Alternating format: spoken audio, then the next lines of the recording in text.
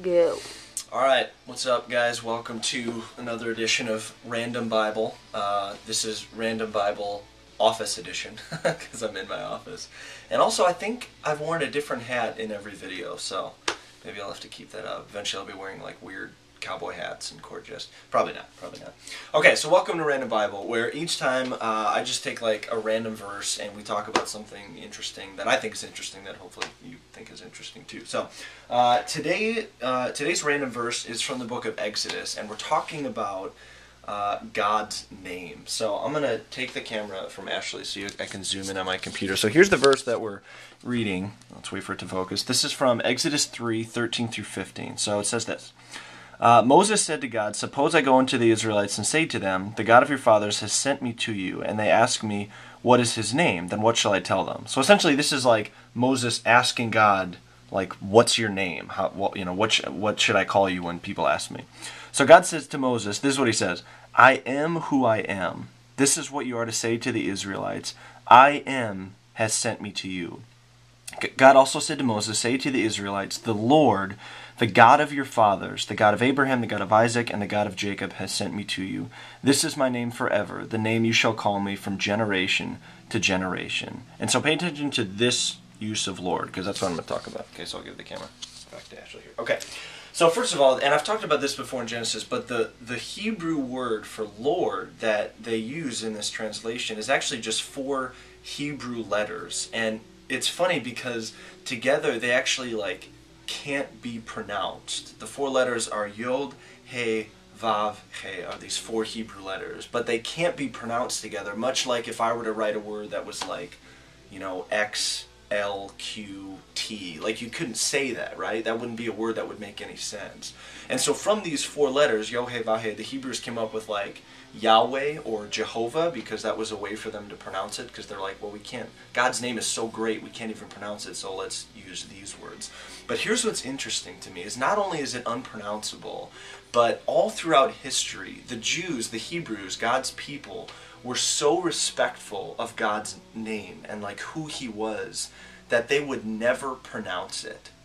So they had to come up with all these terms to like try to define the magnitude of who God was, which is why you hear a bunch of different names for God, like El Elyon or Adonai or Jehovah Rapha, the God who heals. Like, there's all these names for God to try to piece together this massive picture of who God really is, because he's way beyond our understanding.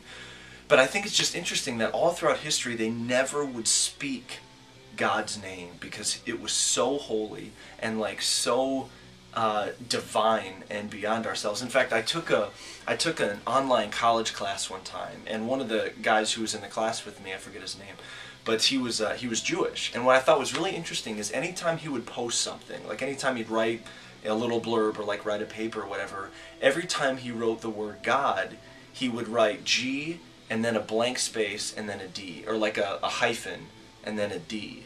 And I asked him one time, I said, why don't you write the full name of God? And he goes, well, God is so holy, I'm not even worthy to write his name.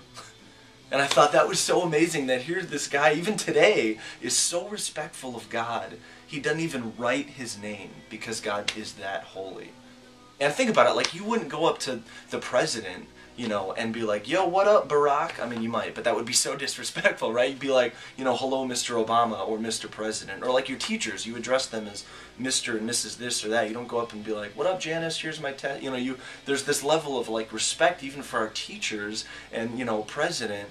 But how often do we find ourselves just saying like, "Oh my God, I can't believe that happened," using God's name with such, just disrespect for how incredible he is. And the thing is, I was thinking yesterday, what if somebody asked me, like, how would you prove that there's a God? Like, how would you, why do you follow God? How would you even prove that? The first thing that would come to my mind is like, because I am not okay with trusting in people for my life. Like, people were, selfish and evil and make these horrible decisions, and there's, murder and killing and rape and all just this horrible stuff in the world, and there's no way I'm going to put my trust in people. I want to put my trust in someone way bigger than I am, someone whose name isn't even pronounceable.